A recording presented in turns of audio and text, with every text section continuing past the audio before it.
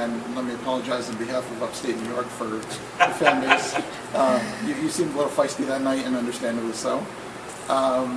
But with that said, I guess my follow-up to that is I do think there is a small but yet very hardcore group of Pumpkins fans that kind of evolve with the band. Yeah. And I think that unfortunately that's maybe not enough to drive the bus, so to speak. Absolutely. And that's the challenge, and that's why these particular sets of shows have been so inspiring and so different. And that's why I flew all the way from Syracuse to be here today. Awesome, thank you. But with that said, if you had to come up with a Mount Rushmore of music, 4 guys or 4 people, who would you pick and why? The question is, who would I put on my Mount Rushmore of music? Probably would be, for me, that's a tough one. I've only got 4 people to pick. I'd say John Lennon, Bob Dylan, Jimi Hendrix, Tony Iommi, but that's leaving out thousands of people that I admire. Okay.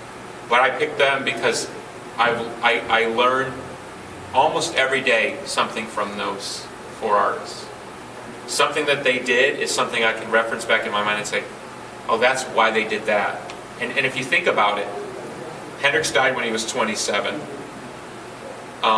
Lennon had that period, and then he kind of went out for a while. So most of the music that he's known for, obviously outside of the Watching the Wheels later period before he was killed, that happened by the time he was, 35?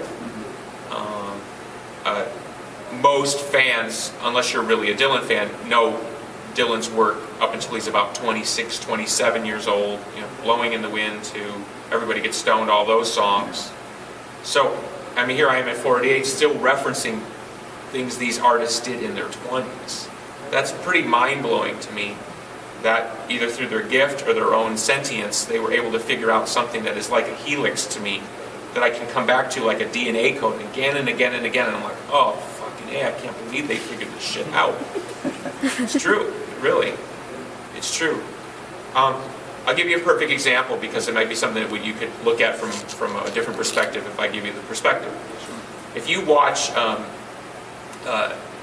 what's the famous Dylan film by Penn Baker, Don't Look Back, or, you know what I'm talking about? Is it? Thank you. Yeah, it's a documentary made about 64. Dylan's just starting to crest into fame.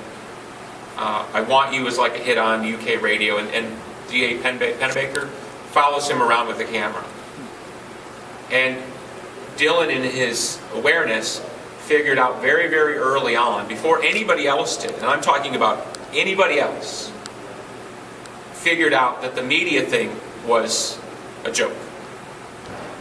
And there's a segment in there which is infamous, and if you just want to watch the segment, where I think it's a Time reporter, or like a legitimate reporter, not even a rock reporter. Okay. Somebody who's doing a profile on him comes back stage and tries to interview him.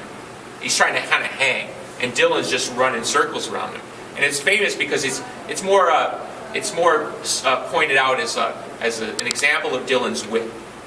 His invective, like, he just destroys this guy, and this guy doesn't know what he do. And it's like literally you watching the verbal version of when he sings like, Mr. Jones, like something is happening, you don't know what it is, do you, Mr. Jones? He's making fun of that guy, okay, in that song. Well, you're literally watching him make fun of that guy in reality, on film.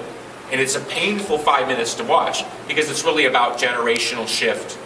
Dylan in the know, this guy representing the truth, or I just want to know, or whatever that means. From my perspective, I watch it as like, he is light years ahead of the narrative of the media doesn't represent truth. The propaganda I was raised on was the media